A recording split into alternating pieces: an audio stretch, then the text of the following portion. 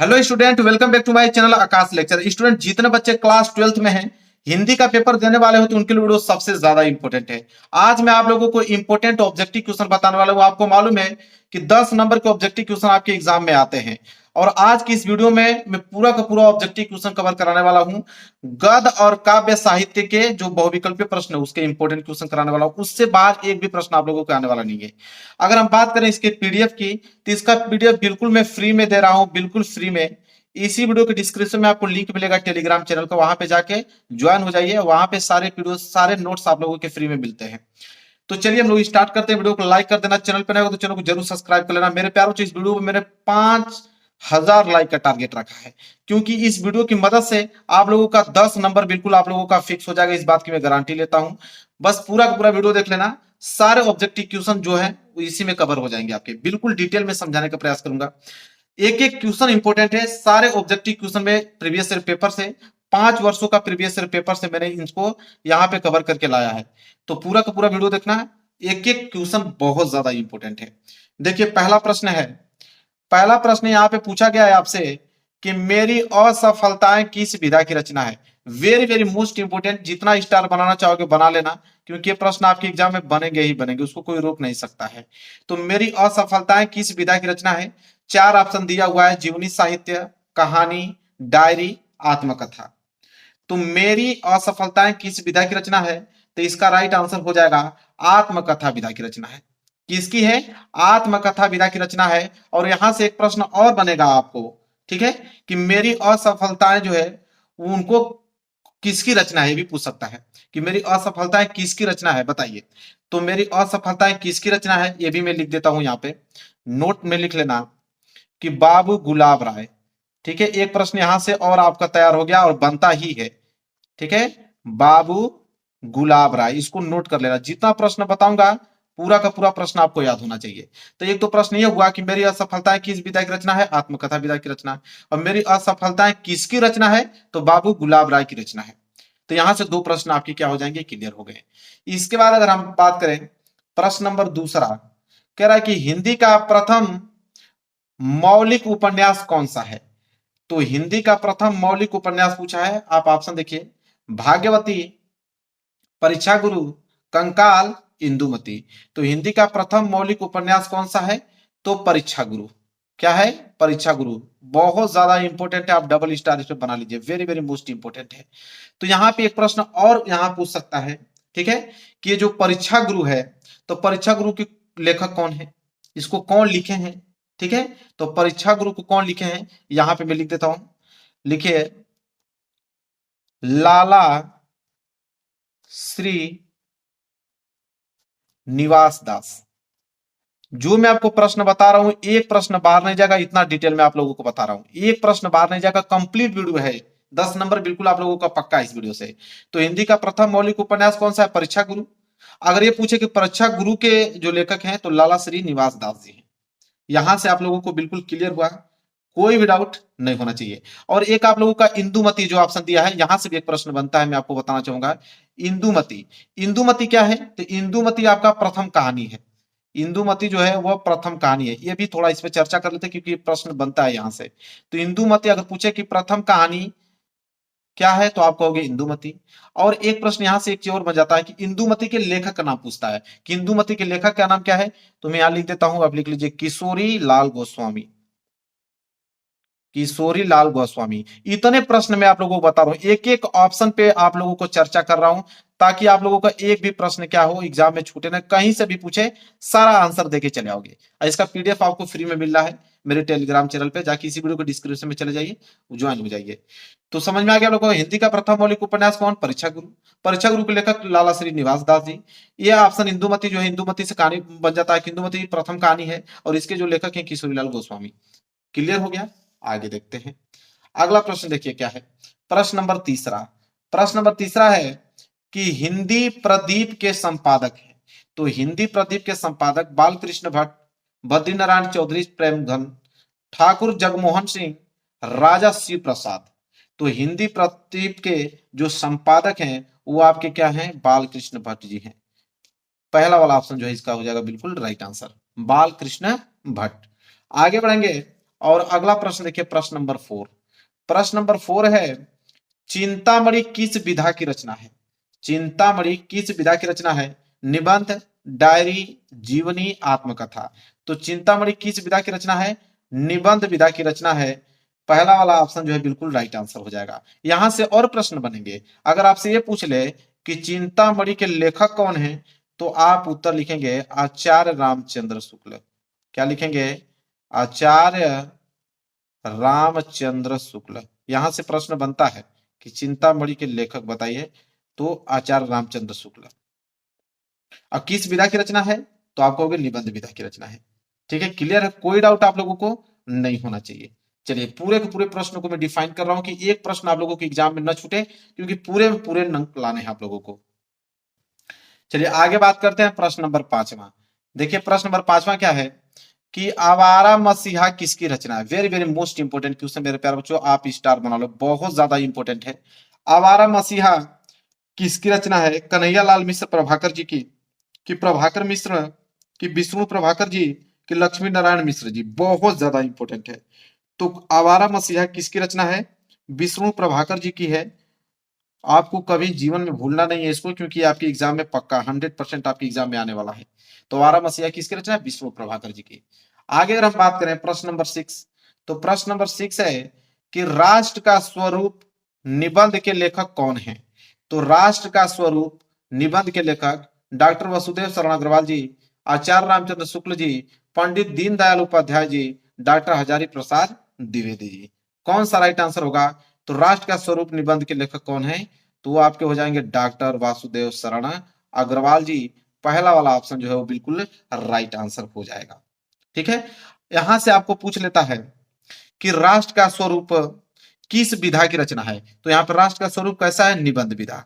क्या है? निबंध। एक प्रश्न यहां से बनता है, पूछ लेता है कि राष्ट्र का स्वरूप किस विधा की रचना है, तो आप उत्तर देंगे निबंध विधा की रचना है। तो 2 प्रश्न बन गए यहां से। चलिए आगे बात करते हैं, प्रश्न नंबर 7वां। एग्जामिनर कहां से पूछेगा, मैं पूरा डिटेल बता रहा हूं, कहीं से भी पूछेगा आप तुरंत उसका आंसर दे पाओगे। 7वां है कि निंदा रस निबंध के लेखक कौन है? निंदा रस निबंध के लेखक कौन है? हजारी प्रसाद द्विवेदी जी, मुंशी प्रेमचंद्र, हरिशंकर परसाई, कि यहाँ पे जैनेन्द्र कुमार। ठीक है, तो निंदा रस निबंध के रचनाकार जो हैं वो आपके हैं हरिशंकर परसाई जी, और ग वाला जो है बिल्कुल राइट आंसर हो जाएगा। क्या? हरिशंकर परसाई। एक प्रश्न और पूछ लेता है कि निंदा रस किस विधा की रचना है? तो निंदा रस किस विधा की रचना है, तो आप उत्तर देंगे निबंध विधा की रचना है। किस विधा की रचना है? निबंध विधा की। तो कहीं से भी क्वेश्चन घुमा के पूछे, आप इसका आंसर बिल्कुल आराम से दे पाओगे। आगे बढ़ते हैं और अगला प्रश्न देखें, प्रश्न नंबर 8वां। प्रश्न नंबर 8वां बेहद इंपॉर्टेंट क्वेश्चन है कि हिंदी का प्रथम नाटक कौन है? तो हिंदी का प्रथम नाटक भारत दुर्दशा, कि नहुस, कि न आने वाला कल, कि चंद्रगुप्त। तो हिंदी का प्रथम नाटक कौन है मेरे प्यारे बच्चों? ये हो जाएगा नहुस। क्या हो जाएगा? Nahush. Very very most important है। यहां से 3 प्रश्न बनेंगे आपके एग्जाम में, मैं आपको बता देता हूं। यहां से तीनों प्रश्न नोट कर लो, अभी अभी तीनों प्रश्न नोट कर लो।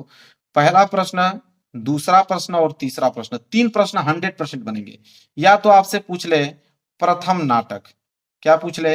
प्रथम नाटक आपसे पूछ ले, या तो आपसे पूछ ले प्रथम उपन्यास, प्रथम उपन्यास पूछ ले, या तो आपसे एक प्रश्न और पूछ सकता है प्रथम कहानी। तो ये 3 प्रश्न आपको बिल्कुल याद होना चाहिए, बिल्कुल भूलना ही नहीं है। अब मैं तीनों को डिफाइन करता हूं, समझिए। प्रथम नाटक की अगर हम बात करें तो अभी हमने देखा प्रथम नाटक क्या है? नहुस। प्रथम नाटक क्या है? नहुस है, याद कर लीजिए। और नहुस को कौन लिखे हैं? ठीक है, तो यहां लिख भी देता हूं, बाबू गोपाल चंद्र। कौन? बापू गोपाल चंद्र जी इसको लिखे हैं। क्लियर? प्रथम उपन्यास की अगर हम बात करें तो प्रथम उपन्यास है आपका परीक्षा गुरु। अभी हमने देखा क्या है? परीक्षा गुरु। लिख रहा हूं, आप भी कॉपी पेन लेके लिख लीजिए, परीक्षा गुरु। परीक्षा गुरु को कौन लिखे हैं? चलिए, तो प्रथम उपन्यास परीक्षा गुरु, इनको कौन लिखे हैं? श्रीनिवास दास, मतलब आप लाला लिख सकते हैं, लाला श्रीनिवास दास। एक और बात जाता है आप लोगों का प्रथम कहानी। प्रथम कहानी है इंदुमती। क्या है? इंदुमती जो है वो प्रथम कहानी है। और इसके लेखक की अगर हम बात करें तो किशोरीलाल गोस्वामी। क्या है? किशोरीलाल गोस्वामी। अब यहां से 3 प्रश्न में से आपका 100% बनने वाला, उसको कोई रोकेगा नहीं, इतना बात याद रख लेना। प्रथम नाटक पूछे नहुस बाबू गोपाल चंद्र, प्रथम उपन्यास पूछे परीक्षा गुरु श्रीनिवास दास, प्रथम कहानी पूछे इंदुमती किशोरीलाल गोस्वामी। ये तीनों प्रश्न जरूर से आपके एग्जाम में आने वाले हैं। क्लियर है? पूरा डिटेल में समझा रहा हूं, कोई इतना डिटेल में आप लोगों को नहीं समझाता है, क्योंकि मैं एक नंबर भी छोड़ना नहीं चाहता हूं, चाहता हूं सारे बच्चे पास में बेहद अच्छे नंबर से। प्रश्न नंबर 9 की अगर हम बात करें, देखिए प्रश्न नंबर 9 क्या है। प्रश्न नंबर 9 अगर हम देखें तो पृथ्वी पुत्र निबंध संग्रह के लेखक हैं। तो पृथ्वी पुत्र निबंध संग्रह के लेखक कौन है? डॉक्टर संपूर्णानंद, भारतेंदु हरिश्चंद्र, प्रोफेसर जी सुंदर रेड्डी, डॉक्टर वसुदेव शरण अग्रवाल जी। तो इसका राइट आंसर क्या होगा मेरे प्यारे बच्चों? तो यहां पे हो जाएगा डॉक्टर वसुदेव शरण अग्रवाल जी। पृथ्वी पुत्र निबंध संग्रह के जो लेखक हैं डॉक्टर वसुदेव शरण अग्रवाल जी हैं। अगर पूछ ले कि पृथ्वी पुत्र किस विधा की रचना है, तो किस विधा की रचना है, तो आप उत्तर देंगे निबंध विधा की रचना है। क्लियर है? चलिए प्रश्न नंबर 9 भी क्लियर हो गया। प्रश्न नंबर 10 की तरफ बढ़ते हैं। चलिए देखिए प्रश्न नंबर 10वां क्या है। प्रश्न नंबर 10वां है कि भाषा और आधुनिकता निबंध के रचनाकार कौन है? तो भाषा और आधुनिकता निबंध के रचनाकार कौन है? हरिशंकर परसाई, कि वासुदेव शरण अग्रवाल, कि मोहन राकेश, कि यहाँ पे प्रोफेसर जी सुंदर रेड्डी। तो भाषा और आधुनिकता निबंध के रचनाकार कौन है? तो राइट हो जाएगा ऑप्शन नंबर डी, प्रोफेसर जी सुंदर रेड्डी। घ वाला जो है बिल्कुल राइट आंसर हो जाएगा। आगे बढ़ते हैं, बहुत ज्यादा इंपॉर्टेंट प्रश्न है। इग्रामा है शेखर एक जीवनी के लेखक हैं। तो शेखर एक जीवनी के लेखक हैं भीष्म साहनी, जयशंकर प्रसाद, अज्ञेय, कि यहाँ पे भगवती चरण वर्मा जी। तो शेखर एक जीवनी के लेखक हैं, उनके हैं अज्ञेय जी। कौन है? अज्ञेय। ग वाला जो है वो बिल्कुल राइट आंसर हो जाएगा। अगर हम बात करें प्रश्न नंबर 12, प्रश्न नंबर 12 है आनंद कदम्बनी के संपादक हैं। तो आनंद कदम्बनी के संपादक कौन है? बालकृष्ण भट्ट जी, कि बद्री नारायण चौधरी प्रेमगंज, कि लल्लू लाल, कि रामचंद्र शुक्ल। तो आनंद कदम्बनी के संपादक वेरी वेरी मोस्ट इंपोर्टेंट है मेरे प्यारों, स्टार बना लेना इस पे। राइट आंसर हो जाएगा बद्री नारायण चौधरी प्रेमगंज। खा वाला जो है बिल्कुल राइट आंसर हो जाएगा। आगे तरह बढ़े, अगला प्रश्न नंबर 13 देखें। तो सरदार पूर्ण सिंह किस युग के लेखक हैं? तो सरदार पूर्ण सिंह किस युग के लेखक हैं? भारतेंदु युग, द्विवेदी युग, क्षयवादी युग, और यहाँ पे दिया है प्रगतिवादी युग। तो सरदार पूर्ण सिंह अगर हम बात करें तो वो द्विवेदी युग के लेखक हैं। ख वाला जो है बिल्कुल क्या हो जाएगा? राइट आंसर हो जाएगा। आगे अगर हम बढ़ेंगे, प्रश्न नंबर अगर हम 14 देखें, प्रश्न नंबर 14 है कवि वचन सुधा के संपादक हैं। तो कवि वचन सुधा के संपादक कौन है? बालकृष्ण भट्ट जी हैं, कि भारतेंदु हरिश्चंद्र जी, कि प्रताप नारायण मिश्र जी, कि बद्रीनाथ चौधरी प्रेमगंज। तो कवि वचन सुधा के संपादक हैं आपके भारतेंदु हरिश्चंद्र जी। ख वाला जो है बिल्कुल क्या हो जाएगा? राइट आंसर हो जाएगा भारतेंदु हरिश्चंद्र। चलिए आगे अगर हम बात करते हैं प्रश्न नंबर 15। प्रश्न नंबर 15 है कि प्रेमचंद्र का उपन्यास है, वेरी वेरी मोस्ट इंपोर्टेंट है। तो प्रेमचंद्र का उपन्यास कंकाल, तितली, इरावती की गोदान। तो यहाँ पे एक चीज नोटिस करिए आप, देखिए ये जो कंकाल है और ये आप तितली दिखाई दे रहा है, ये आपका इरावती दिखाई दे रहा है। ये तीनों जो उपन्यास है, ये तीनों उपन्यास की अगर हम बात करें तो ये जयशंकर प्रसाद जी की हैं। किनकी हैं? जयशंकर प्रसाद जी की। ये तीनों जो आप उपन्यास देख रहे हो वो जयशंकर प्रसाद जी की है। आपसे पूछा क्या है कि प्रेमचंद्र का उपन्यास, तो प्रेमचंद्र का उपन्यास क्या हो जाएगा? गोदान। क्या हो जाएगा? गोदान। ग वाला जो है बिल्कुल राइट आंसर हो जाएगा, और ये तीनों क्या है? जयशंकर प्रसाद जी की है। बात करते हैं अगला प्रश्न नंबर 16। प्रश्न नंबर 16 है कि जनमेजय का नाग यज्ञ नाटक के रचनाकार है। ठीक है? हरिकृष्ण प्रेमी, आचार्य चतुर्सेन शास्त्री, कि जयशंकर प्रसाद, कि सेठ गोविंद दास। तो जन्मेजय का नाग यज्ञ नाटक के रचनाकार कौन है? तो राइट आंसर हो जाएगा यहाँ पे जयशंकर प्रसाद जी। ग वाला जो है बिल्कुल राइट आंसर हो जाएगा। कौन? जयशंकर प्रसाद जी। चलिए मेरे प्यारों बच्चों आगे बढ़ते हैं, प्रश्न नंबर 17 देखते हैं। प्रश्न नंबर 17 है क्या है कि गुनाहों के देवता किसकी रचना है? गुनाहों के देवता किसकी रचना है? वेरी वेरी मोस्ट इंपोर्टेंट है। हजारी प्रसाद द्विवेदी जी, धर्मवीर भारती जी, कि गुलाब राय, कि रघुवीर सहाय। तो गुनाहों के देवता किसकी रचना है? तो धर्मवीर भारती जी की रचना है। एक और रचना धर्मवीर भारती जी की बहुत ज्यादा इंपॉर्टेंट जो एग्जाम में आता है, सूरज का सातवां घोड़ा। आप याद कर लेना, बहुत इंपॉर्टेंट है। सूरज का सातवां घोड़ा, यह पूछता है एग्जाम में। सातवां घोड़ा, सूरज का सातवां घोड़ा। चलिए आगे बढ़ते हैं, प्रश्न नंबर 18 देखिए क्या है कि हरिशंकर परसाई की जैसे उनके दिन फिरे किस विधा की रचना है। वेरी वेरी मोस्ट इंपोर्टेंट है। तो उपन्यास विधा की है कि कहानी विधा की कि निबंध की नाटक। तो हरिशंकर परसाई की जैसे उनके दिन फिरे किस विधा की रचना है। तो कहानी विधा की रचना है। ख वाला जो है बिल्कुल राइट आंसर हो जाएगा। किस विधा की रचना है, कहानी विधा की रचना है। चलिए हम बात करते हैं अब यहां से हिंदी काव्य सहित। अब यहां से स्टार्ट करने वाले हम हिंदी काव्य सहित। अभी हमने प्रश्न किसका देखा, हिंदी गद्य साहित्य का। हमने प्रश्न यहाँ पे देखा हिंदी गद्य साहित्य का। अब हम देखने वाले हिंदी काव्य साहित्य का। अब यहां से प्रश्न स्टार्ट होता है, प्रश्न नंबर 19। प्रश्न नंबर 19 देखिए क्या है कि तार सप्तक प्रकाशन वर्ष है। वेरी वेरी मोस्ट इंपोर्टेंट प्रश्न है। तार सप्तक का प्रकाशन वर्ष पूछा है यहाँ पे। तो 1954, 1943, 1938 कि 1936। तो इसका राइट आंसर हो जाएगा ख। क्या हो जाएगा, 1943 हो जाएगा। तार सप्तक, तार सप्तक मतलब समझते हैं क्या होता है। चलिए मैं थोड़ा चर्चा कर लेता हूं इस पे। तार सप्तक क्या लिखा हुआ है, तार सप्तक। तार सप्तक मतलब होता है 7 कवियों का समूह। क्या होता है, 7 कवियों का समूह होता है तार सप्तक का मतलब।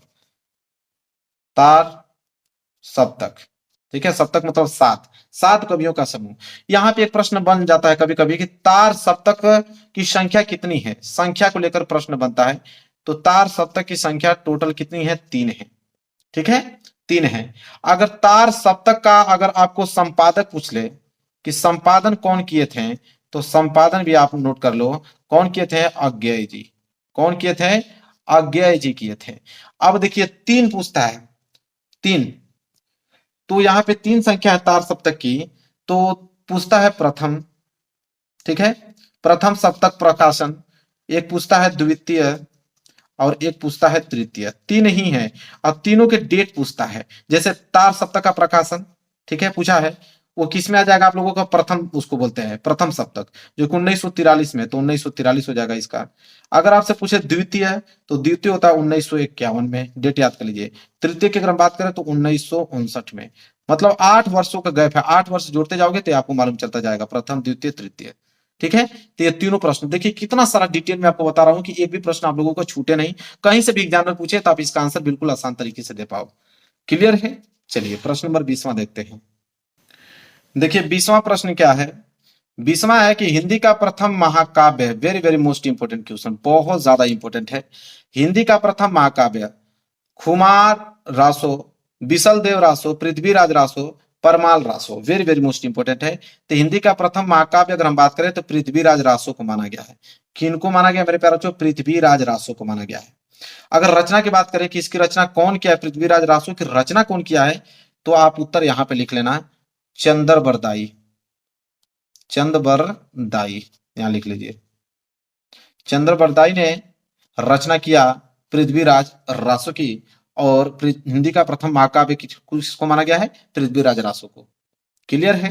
चलिए पूरा डिटेल में समझा रहा हूं, कहीं से भी प्रश्न छूटेगा नहीं आप लोगों का। कमायनी महाकाव्य में कितने सर्ग हैं, तो कमायनी महाकाव्य में कितने सर्ग हैं, 9, 12, 15 की 17। तो आपको भी मालूम है कमायनी महाकाव्य में कितने सर्ग हैं, टोटल 15 सर्ग हैं। कितने हैं, 15 सर्ग हैं मेरे प्यारे बच्चों। कमायनी महाकाव्य में कितने सर्ग हैं, 15 सर्ग। रचना के अगर हम पूछ लें कि कमायनी की रचना किसने किया, ठीक है, कमायनी एक रचना है जो कि किसकी रचना है, तो जयशंकर प्रसाद जी की है। आपको भी मालूम है किनकी है, जयशंकर प्रसाद जी की है। और कितने सर्ग हैं, तो भाई 15 याद कर लेना, एक भी प्रश्न छूटना नहीं चाहिए। जो कमायनी है वो क्या है, एक महाकाव्य है। चलिए आगे बढ़ते हैं, प्रश्न नंबर 22वां देखते हैं। प्रश्न नंबर 22वां, चांद का मुंह टेढ़ा किसकी रचना है। Very very important.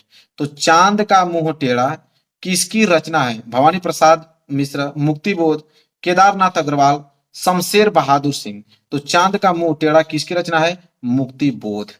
ठीक है, ख वाला जो है बिल्कुल राइट आंसर हो जाएगा। वहीं अगर हम आगे बढ़े अगला प्रश्न देखें, तो प्रश्न नंबर 23, 23वां प्रश्न है, रीति काल को श्रृंगार काल नाम किसने दिया। मेरे प्यारे बच्चों वेरी वेरी मोस्ट इंपोर्टेंट है। रीतिकाल को श्रृंगार काल किसने नाम दिया? विश्वनाथ प्रसाद मिश्र ने, मिश्र बंधु ने, हजारी प्रसाद द्विवेदी ने, कि रमाशंकर शुक्ल रसाल ने। तो देखिए रीतिकाल को श्रृंगार काल नाम किसने दिया? तो राइट आंसर हो जाएगा विश्वनाथ प्रसाद मिश्र ने। क्या? विश्वनाथ प्रसाद मिश्र ने। और एक प्रश्न यह भी बन सकता है कि रीतिकाल को क्या और किस काल के नाम से जानते हैं? ठीक है, तो आपको श्रृंगार काल के नाम से जानते हैं। रीतिकाल को ही हम लोग क्या कहते हैं? श्रृंगार काल कहते हैं मेरे प्यारे बच्चों। अन्य नाम उसका क्या है? श्रृंगार काल। तो कहीं से भी पूछे आप बिल्कुल आसान तरीके से इसका उत्तर दे पाओगे, इतना डिटेल में मैं आप लोगों को समझा रहा हूं। चलिए आगे बढ़ते हैं और प्रश्न नंबर 24 देखेंगे। क्या है कि सुमित्रा नंदन पंत को भारतीय ज्ञानपीठ पुरस्कार किस रचना पर मिला था? Very very most important. आप इस पे 4-5 स्टार बना लीजिए, पूरा डिटेल में समझाने वाला हूं। ठीक है, तो सुमित्रानंद पंत को भारतीय ज्ञानपीठ पुरस्कार किस रचना पे मिला? चिदम्बरा, कला और बूढ़ा चांद, लोकायतन की पल्लव। तो इसका राइट आंसर क्या हो जाएगा मेरे प्यारे बच्चों? चिदम्बरा। ठीक है, चिदम्बरा पर उनको मिला था भारतीय ज्ञानपीठ पुरस्कार मेरे प्यारे बच्चों। और कला और बूढ़ा चांद पे भी मिला था, लेकिन कला और बूढ़ा चांद पे ज्ञानपीठ पुरस्कार नहीं मिला था, उनको साहित्य अकादमी पुरस्कार मिला था। क्या मिला था? साहित्य अकादमी पुरस्कार मिला था। अकादमी पुरस्कार मिला था। ठीक है, अब मैं आप लोगों को पूरा ज्ञानपीठ पुरस्कार का पूरा डिटेल बता देता हूं। 4 लोगों का, अब तक 4 लोगों को ज्ञानपीठ पुरस्कार मिला, याद रख लेना। पहला पहला नोट करो, रामधारी सिंह दिनकर। जल्दी से आप नोट करो, एक भी प्रश्न छूटना नहीं चाहिए। रामधारी सिंह दिनकर जी, पहला आप नाम याद कीजिए, रामधारी सिंह दिनकर। तो रामधारी सिंह दिनकर जी को मिला किस रचना को मिला था? उनकी कौन सी रचना पे मिला था? तो उर्वशी। उर्वशी उनकी जो रचना है उसमें मिला था। दूसरा याद कीजिए, दूसरा है आपके सुमित्रानंद पंत जी, यही पंत जी। तो पंत जी पे अभी हमने बताया चिदम्बरा, चिदम्बरा। और तीसरा जो याद करना है आप लोगों को, तीसरा है आपके महादेवी वर्मा। क्या है? महादेवी वर्मा को भी ज्ञानपीठ पुरस्कार मिला था। और किस रचना पे उनको मिला था? तो यामा। उनकी रचना क्या है? महत्वपूर्ण यामा रचना पे मिला था उनको। और एक चौथा जो आप लोगों को याद करना है वह है अज्ञेय जी। कौन है? अज्ञेय जी। आपको मालूम होगा सच्चिदानंद हीरानंद वत्सयान अज्ञेय जी। तो अज्ञेय जी की कौन सी रचना पे मिला था? तो कितनी नावों, लिख लीजिए, कितनी नावों में कितनी बार, कितनी नावों में कितनी बार रचना पे उनको ज्ञानपीठ पुरस्कार मिला था। तो देखिए 4 बहुत ज्यादा इंपॉर्टेंट, इसमें 100% आपके एग्जाम में आने वाले हैं। ये चारों आपको क्या होने चाहिए? बिल्कुल मेरे प्यारों बच्चों याद होने चाहिए, भूलना नहीं है आप लोगों को, बिल्कुल क्या होने चाहिए? याद होने चाहिए। चलिए प्रश्न नंबर 24 भी यहाँ पे क्लियर हो गया।